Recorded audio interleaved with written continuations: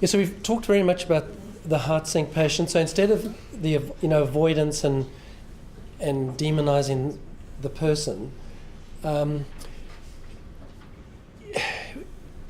accepting that they've really got a serious issue and knowing that it's difficult, but there are things to do, and not feeling helpless is really helpful to flick that around so that you actually can look forward to seeing these people and have a care strategy. And I think it's really the expectation. We're not going to fix these people in one quick consult.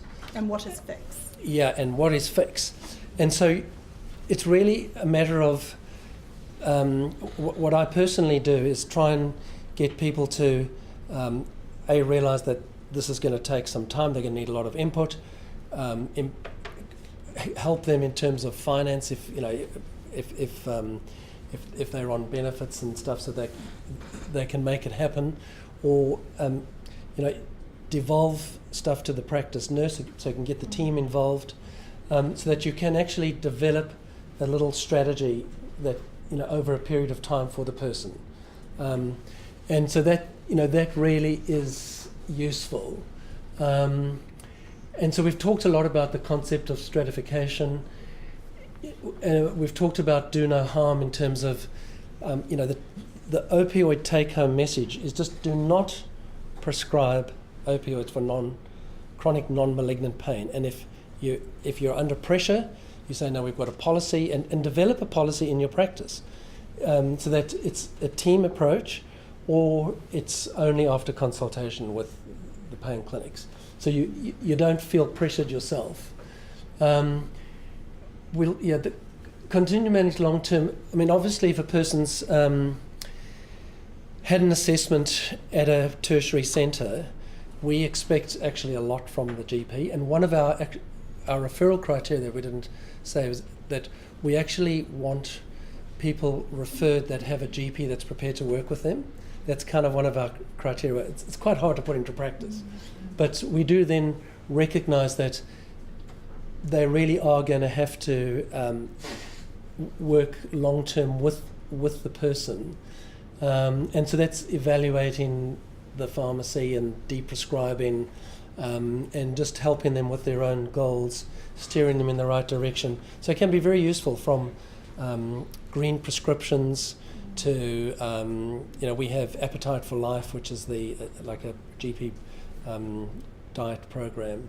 So a lot of patients are overweight and they need help in that regard. So and there's heaps of stuff with the long-term management, and just bouncing the flare-up plans, bouncing their fears again, and just keeping them on the right track. An exercise that I think is really useful to do in the consultation is the one that Jess put up earlier, where she had chronic pain at the top of the page or at the top of the board, and then below that she drew out all of the different ways a person's life has changed since having chronic pain. Now you can do this with your patients. It is a really useful way. It can be part of an assessment, but it's a really, really great validation tool. So if you have a sheet of paper in your office and you write with them, tell me about all of the ways your life has changed since you've had chronic pain. And they'll say things like, my sleep is poor, my relationship broke up, I no longer play touch rugby, I lost my job, I can't get down on the floor and play with my kids like I used to, I'm worried about ... They'll give you all of the things that have changed. That's the part that you can start to focus on, because if you get stuck in a cycle in your office of talking about pain intensity scores and the pain's not going anywhere, that your consultation is also going nowhere. Now what you do once they've told you all of the ways their life has changed because of their pain is you start to connect those things up. So you can validate through that. So it's no wonder your mood has changed if you're also not sleeping. So not just pain caused you not to sleep and pain caused your mood to change, but these things we know and to relate. So when a person is no longer doing fun stuff, playing touch rugby, getting a sense of achievement and purpose from work, getting down on the ground and playing with your kids like you used to, then actually we know that mood is affected. And when mood is affected, you don't feel like doing that stuff either. So you start to point out to them the vicious cycles that are going on with their pain presentation. Then, on top of that, what you can start to do is show them the reciprocal loop. So we know that if you're not sleeping, your pain gets worse. If you're grumpy and depressed, pain gets worse. If you sit in a room and focus on your pain is loud, like a ticking clock. If we sit in a quiet room, we can hear that clock tick, tick, tick. If the room is busy, clock ticks away. The volume of the clock never changed. What went on in the room did. You don't notice the clock anymore. Pain's like that. The busier we are, the quieter the pain gets. So, what's that? As long as you're not boom busting to avoid pain. Exactly. But distraction does help pain. So helping them start to see that as their life gets emptier, the pain gets louder. Now, you might not be able to turn the pain off with a drug, but every other thing on your page there is a treatment target. You can support them to start to reactivate. You can support them to do valued activities. You can support them of what can they do with their kids? What can they do for sleep? So that's what enables you, it empowers you to have something to do with them. Does that make sense? So if we look at do no harm, so take sleep for example. So sleep disorders, there's a whole bunch of them. They're rare, but if a person's got, if they've got typical symptoms of sleep apnea or something, then you can deal with it. But if it's more a sleep hygiene thing, it's critical to address that, and cognitive behavioural techniques important. It's also important to realise that's going to take time. But and just to reiterate what Ronnie's saying, sleep. We know that if people aren't sleeping well, they're more prone to put on weight. They can't deal with weight issues. You'll know yourself, if you're sleep deprived, if you are really, really tired, you'll feel achy and sore. It's a symptom. We get hyperalgesia from sleep deprivation. We get sore and achy. So helping them to start to see that actually we can't turn off the switch, the lovely slide that Jess showed, but we can modulate their pain through all of those other things on the page. They can modulate their pain. They can modulate their pain. We can support them to learn how. What that does is it means your consultation doesn't end at a dead end, that they've still got pain and there's nothing to do about it.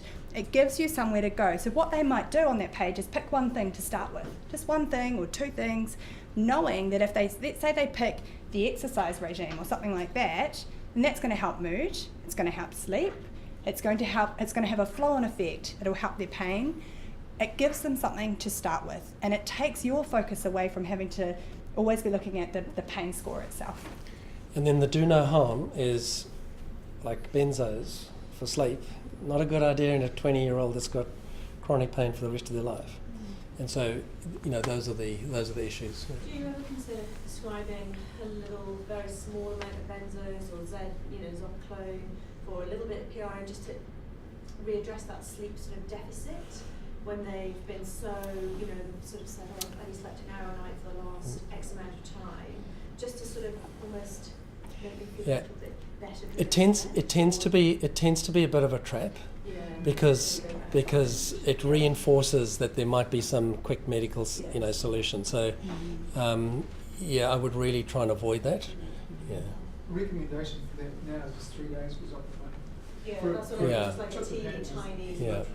Yeah, there are some recommendations in highly distressed, especially a whole lot of comorbid mental health things, and then generally, and John, correct me if we're wrong, but we would normally get mental health involved, with anxiety and stuff, and we have access to, we have an in-house psychiatrist, so we would bounce doing a prescription for sleep on any ongoing basis with a psychiatrist.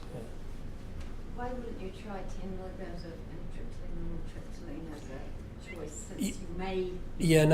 In fact, that's usually part of it. That's usually part of it. Yeah, we try gabapentinoids or tricyclics. Tricyclics, yeah. But I've never started anyone on benzos, never, in a pain service. Yeah. One of those two or, And if they can exercise, then you can sleep. Exactly, yeah. That's right. So that's going back to that model that you've drawn out with them. It's the flow-on effect. Yeah, and that ticking clock analogy really hits home with people, because they do understand that actually the clock's ticked all day, I've been busy, and now I lie down in bed at night and it's really loud. Pain's exactly the same. So the busier they can become in their lives, pain goes in the back seat. And at the end of treatment, we often say to people, how's your pain? And they'll say, you know what, I'm not sure it's changed much at all, or I don't know, I'm not sure what it's doing, but my life's different. And so that's the goal. Okay, can I just say something else about sleep? There's a whole raft of evidence that shows that people with poor sleep are more likely to develop chronic pain. Yeah. But once they've developed chronic pain, they may blame their poor sleep on their chronic pain. Yeah. But in fact, it was a pre-existing problem. They're a chronically poor sleeper. So if you've known them for a long time, you may know that, hang on, I remember you had poor sleep before you even developed your chronic pain. And by reminding them of that, it can get the focus off their pain and onto the fact that, well, it's my long-term sleep difficulties. Yeah, and the research actually shows that focusing on the sleep itself is the best place to start, rather than focusing on the pain to fix the sleep. When to stop offering treatment, or when to say no. When function is not improving despite an adequate trial of treatment. So you've tried the medications, say, like John described, and you've tried them for an adequate trial, an adequate dose, and an adequate time period, and the function is not changing in the person. So they're not getting up more, or going out more, or returning to valued activities. At that point, it's really important to put that boundary around it. When you're continuing treatment-seeking cure or treating distress, when your plan is aimed at pain resolution, or when you start working outside of scope. So the most complicated patients at the top of that pyramid that we showed are going to require an interdisciplinary team approach. And it's really important that that's exactly what the evidence base says. The most complicated people with chronic pain, they might not want to engage with an IDT, and it might be very difficult to get them to engage, but you're not failing if you're struggling to manage those people in isolation. So trying to hook in a local physio or someone else that you can work with, or referring them to a secondary care service, or a community level service, or a tertiary pain service if you can. That's probably what these patients will need, and sometimes it's available locally and sometimes it's not. It's difficult. Okay, so we talk about treatment expectations and who engages and who doesn't. So what we know is that pre-treatment expectations will predict 12-month follow-up outcomes. And it's really important to think about this in terms of primary care, because often the patient's expectations are set when they're coming to see you guys in primary care. It is definitely influenced by those first presentations that they have, and other things going on in their life, and what they heard happened to their neighbour and their mother-in-law, and all those kinds of things. So what predicts treatment expectations? First of all, treatment history. If a person has had multiple failed surgeries or multiple failed medication trials, then they start to develop more helplessness and hopelessness that anything will help their pain. So often the past predicts the future. And we see that in our pain clinic all the time, don't we? If the patients come in, they've had multiple failed treatments, they don't have high hopes that we can help. And that's made worse when they kind of see the pain clinic as the bottom of the cliff. Oh great, I've ended up at the pain clinic. That means, everything else has failed. And so what we try and do in terms of expectation management is help people see that you have to go through acute services or secondary care to rule out red flags and to rule out other pathology, but just because the pain clinic comes next doesn't mean it's a last resort option. What it means is, in the trajectory of the pain problem, it comes second, but that means that it's now become a specialty field in its own right. And that's a really important way of selling it in terms of expectation management. It helps to confirm up that diagnosis, if you like. Attitudes and beliefs are important. So if your patients are coming to us and they believe that the psychologist is seeing them because they're crazy, then they're not going to engage. And so once again, going back to you guys, if you can help them understand the system, the brain systems involved in pain, and why a psychologist might be involved, and that might be that picture that you draw up with them about all the influences of pain in their life, and why might a psychologist be able to support you, they're more likely to engage with our team. One of the things with people who say, I'm just not going to the pain clinic or whatever, I explain to them, look, somebody like Dr. Elchin's devoted his whole life to reading, and studying the speciality of chronic pain. And wouldn't it be a good idea to listen to what they have to say about it? It's their field. Or are you going to go and listen to the crystal waver next door that says, go and do something? And so when you put it like that, it kind of magnifies it to people, because it makes sense, just explained like that, and that is helpful to so many people. They kind of then see the reality of it. You find people who are better educated harder to treat. I've got a woman who's a retired rest home manager, and she was also a registered nurse, and she's had this chronic unusual pain. Has seen a couple of urologists, MRI, etc. And when I have mentioned painkiller clinics, she said, I don't, as you said, I don't think I'm a nutter. How do you get around that? That comes back to education around what a pain clinic is and what a pain syndrome is and isn't. I don't think it's necessarily about education level, but what I do think is if you've been a healthcare professional and you've worked in those more biomedical settings, then that would definitely influence the schema that you come in with in terms of your understanding of how systems work and your focus on something kind of acute underlying the pain syndrome. We have, it's a normal distribution, to be honest. In terms of outcomes, it's the way it's delivered rather than better outcomes with a certain group of people. I think there is, though, quite a strong stigma about chronic pain patients, that they're a type of person, that they are irrational or histrionic or overreacting or lazy, or there's something wrong with them. And I think that's particularly strong actually within the health field. Before I got into pain, there was a perception even amongst other psychologists that it was a very difficult population to manage, and actually I haven't found that to be the case at all.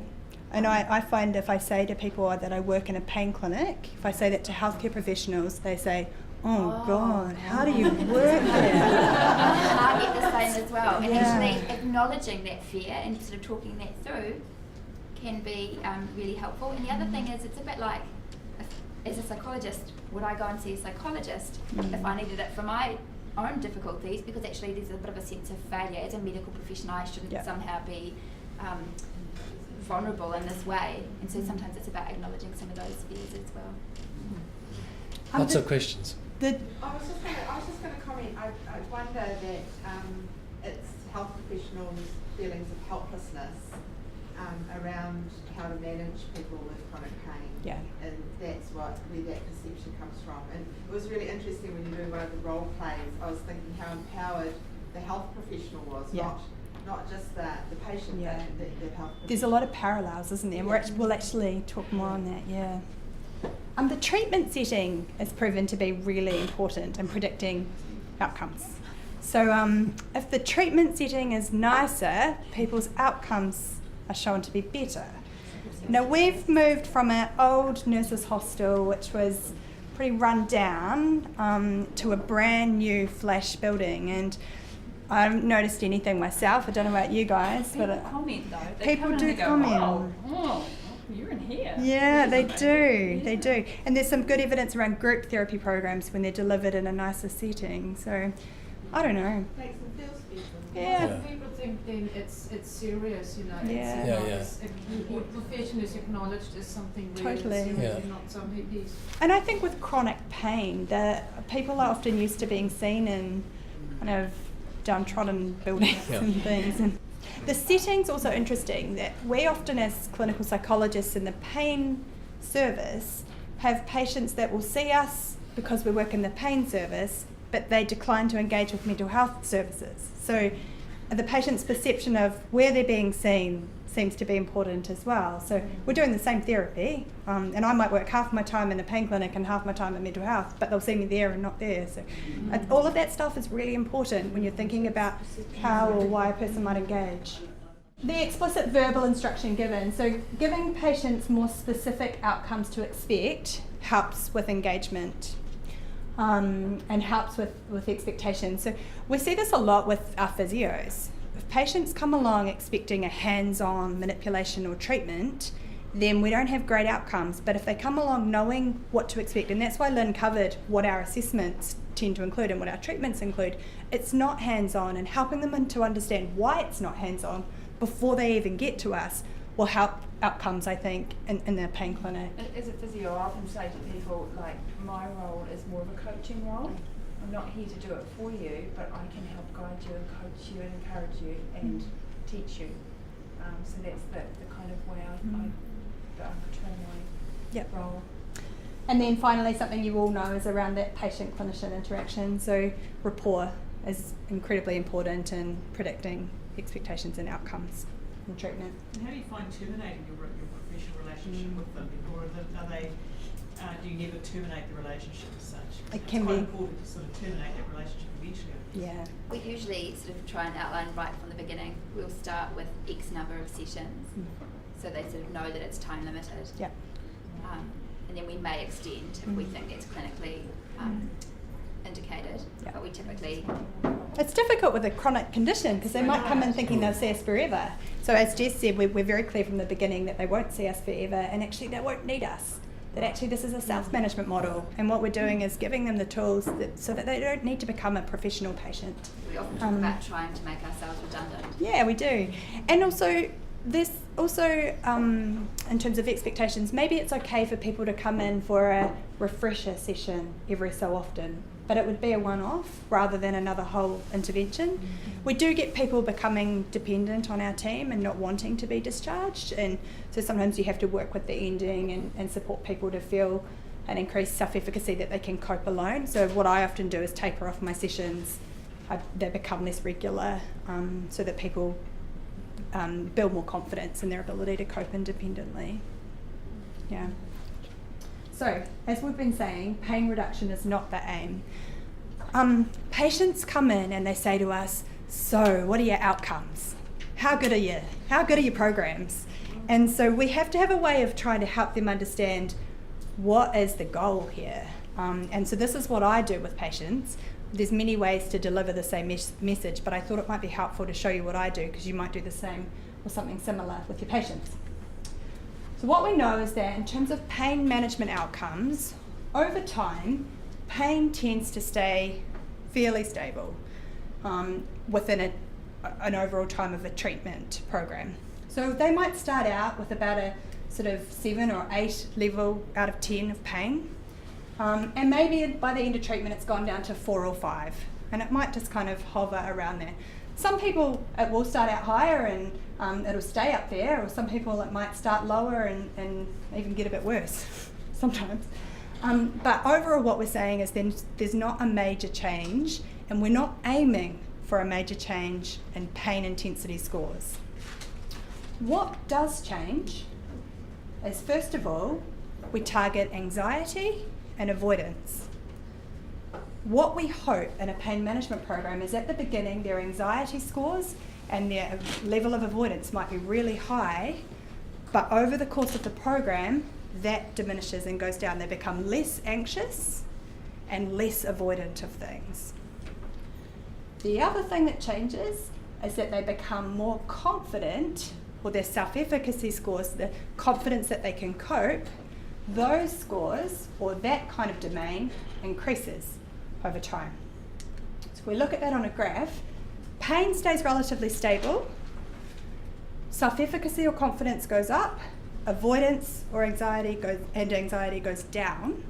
And as Jess suggested earlier, research demonstrates that pain intensity does not predict quality of life and function. What predicts quality of life and function is anxiety, avoidance, and self-efficacy.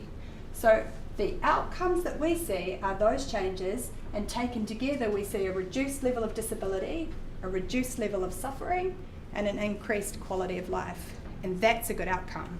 And whilst for we our might not service. see that change in pain intensity, we often see that the person's actually doing more with the same amount of pain. Yeah. So function's improved a lot. And you've got to ask the question, why is it that some people can work full time or run marathons or do those other things and they rate their pain exactly the same? It's not about pain intensity. It's about how they live with it and how they cope. And so if that's your focus in your own consultations, then that takes the pressure off having to get rid of that pain. We don't focus on getting rid of the pain. Because we can't. And when we figure out how, we'll all have Ferraris, we'll be off in the sunset. Right, we've talked on this a bit already, but it's really important. So be aware of your own bias or your own biases. So important. Sometimes they exist and we don't even realise it. So stigma is really common when it comes to chronic pain, really common. And patients describe feeling stigma from friends, from family, from healthcare professionals, anyone really. And the most important thing they say is that someone believes me. When they feel a sense that someone believes them and doesn't judge their pain and doesn't fob it off, then they start to feel less stigma about it. So there's been some really interesting studies done. And this one was one that was presented at a recent conference we attended, and I thought I'd just outline it for you. So what they did was they looked at when there was a clear, they looked at two patient groups. They looked at people with fibromyalgia, so they had scans and nothing showed up on their scans or tests. And they looked at a group of people who had rheumatoid arthritis, who did have pathology that showed up on their scans. And what they found was they measured, clinicians were asked to rate pain level, level of disability, sympathy towards the patient, and their willingness to help the person or the patient. When there was no evidence of pathology on a scan, so this is the fibromyalgia group, clinicians rated lower pain estimates, less sympathy, they were less willing to help, and there was a higher belief that the patients were feigning their symptoms. Versus when pathology was seen on a scan, clinicians were shown to believe that the patients had worse pain, higher interference, they had higher sympathy, so interference in activities of daily living, they had higher sympathy for the patients, they thought there was more need for medications for these patients, and there was a higher need to get support in place for those patients. So I guess this is a really nice example of when patients, particularly patients when nothing shows up on a scan or they feel like, you know, they have all these tests and they're all clear, when patients feel like people are not believing them or stigmatising their condition, actually there might be some really good reasons why. It's just an important lesson for us to all reflect on what our own stigma might be or our own reactions when there's pathology versus no pathology on a scan, because they're not correlated.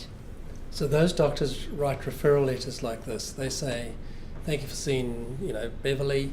She has real pain. They do. We do triage and that's what we see.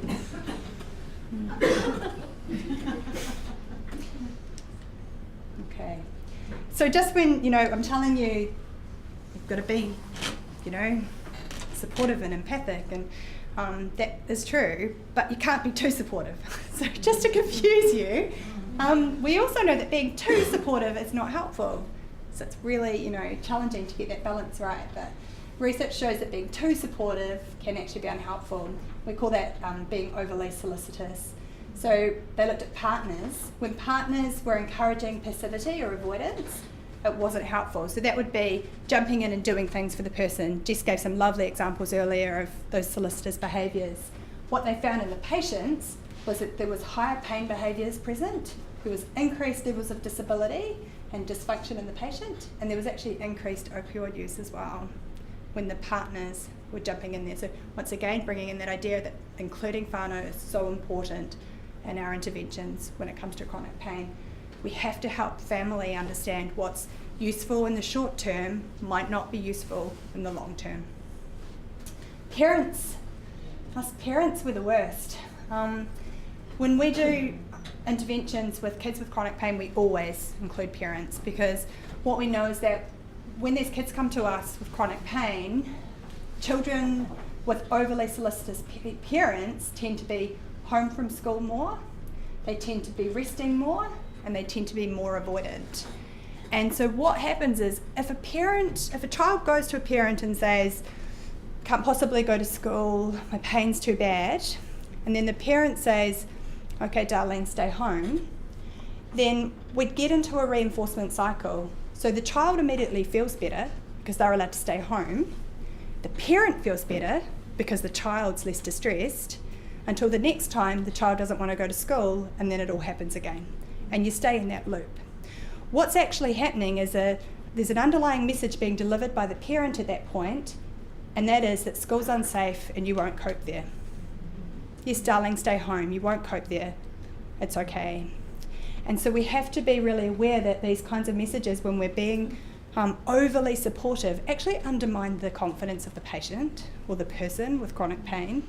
It's really important. It's chronic pain which you see in children, so I would imagine that it's lower back pain or what is the most common symptoms? Abdominal migraines, headaches. Injuries from sports, crips, presentations, all sorts. Abdominal pain. Yeah.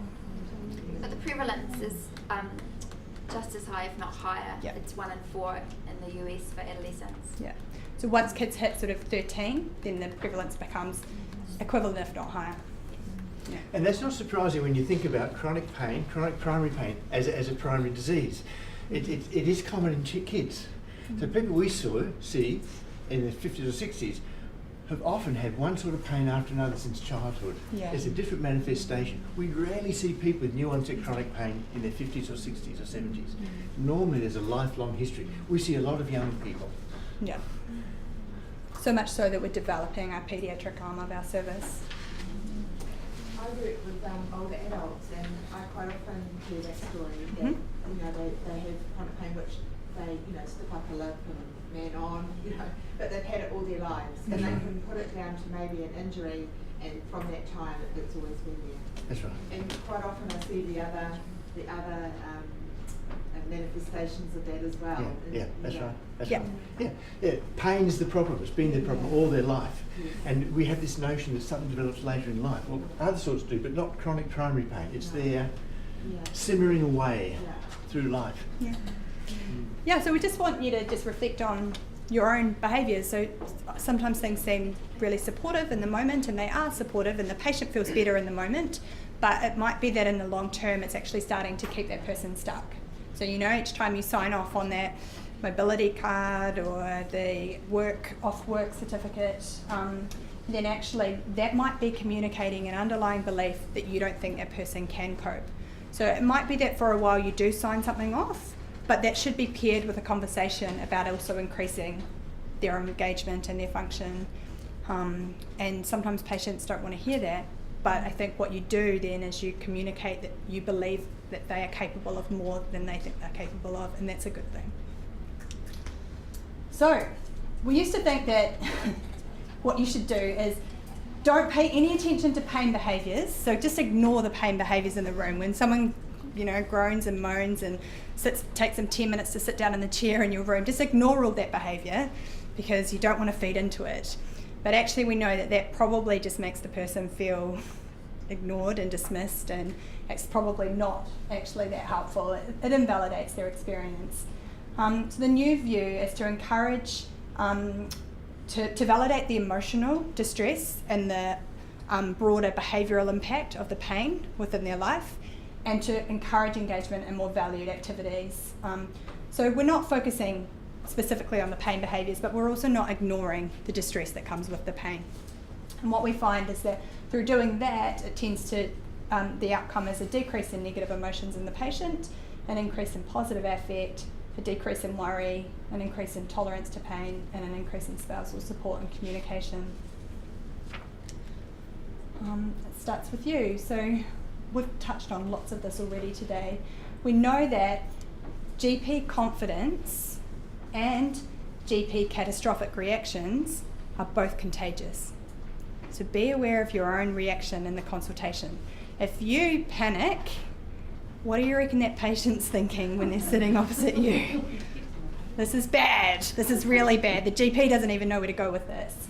So if you can, even if you're kind of, faking it till you make it, if you can kind of communicate a sense of confidence in the diagnosis and that there is a management approach that helps, then we know that patients pick up on that, and that promotes self-efficacy in the patient as well.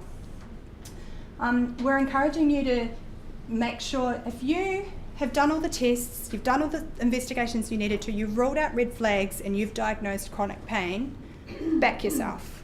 Stay with the diagnosis. It's really tempting to waver, and I have GPs say to me all the time, Bronnie, I know I shouldn't have sent for another laparoscopy, and I made the referral. And I knew when I was writing it I shouldn't do it, but I just did it. And the problem with that is that if you waver once, it's very powerful. That intermittent reinforcement is very powerful. Think about if you're at the supermarket with a toddler and you always say, no, you can't have chocolate at the till, but that one day you let them have the chocolate at the till. Next time you go, you're going to want the chocolate at the till again, right? So that is a very powerful reinforcer. Next time your patient comes, if you're giving them a medication or you're writing a referral for another investigation, next time they come, they're going to want to get that again. They're going to want to keep going down that pathway.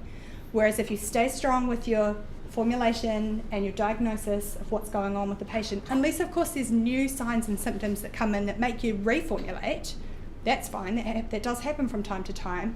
But once you've got a clear evidence that this is chronic pain, stay with your diagnosis. It's really important.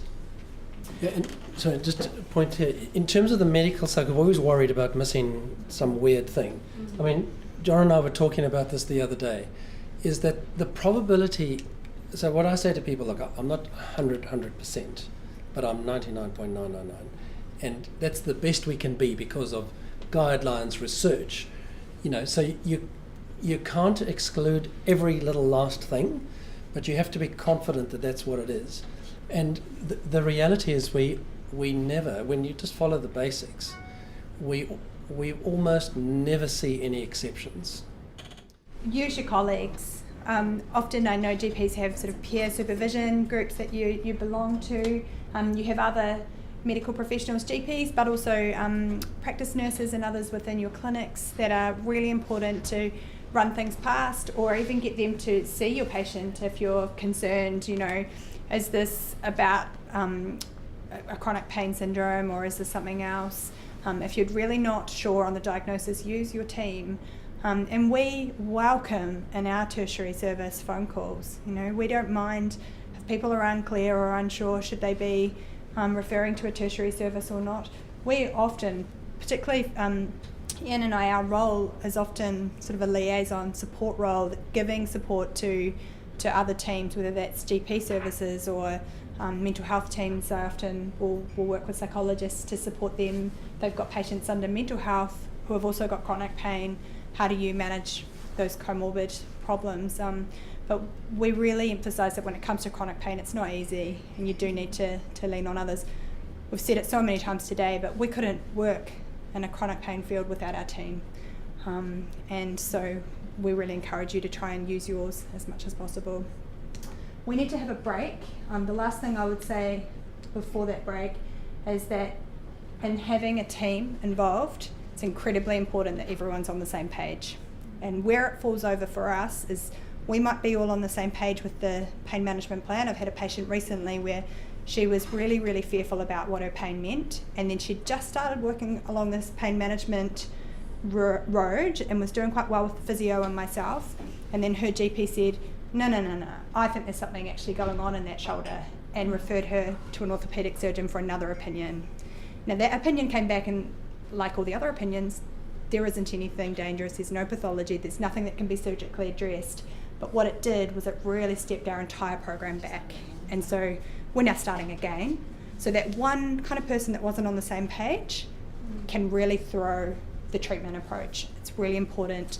And what we try and do is involve GPs in our treatment plans and conversations, so that if they feel anything hasn't been ruled out, it's done